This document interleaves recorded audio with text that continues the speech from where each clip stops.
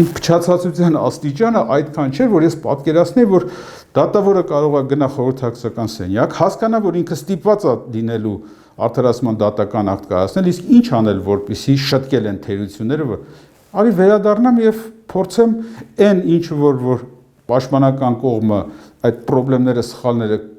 գտել է եւ ի ցույց է դրել եւ դատարանի արչեւ եւ հանրության արչեւ ամբողջ process-ը դրնբաց է տեղի ունեցել, եկեք ես հիմա փորձեմ այս այն խնդիրները, որոնք որ նախաքննության ընթացքում թույլ է տվել քննիչը դատախազը եւ դատաքննության ընթացքում իր կողմից թույլ տված սխալները վերադառնալով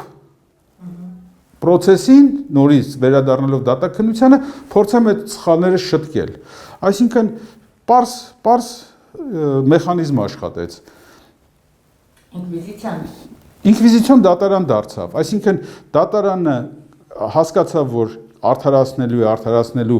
ցանկություն չունի, իրավունք չունի, պատվերն է, որ մեղադրական դատական ակտ լինի, հա դա պալիտրան ամբողջությամբ էական չի իշբարկ օգտագործեմ։ Հետևաբար պետքա գնալ, պետքա համոզել Անդրանիկ Սիմոնյանին, որ Անդրանիկ Սիմոնյանը անպայման գա, անպայման ցուցմունք տա, անպայման մեղադրական ուղղվածությամբ ցուցմունք տա, որպեսզի հնարավոր լինի մեղադրական դատական ակտ հրապարակել։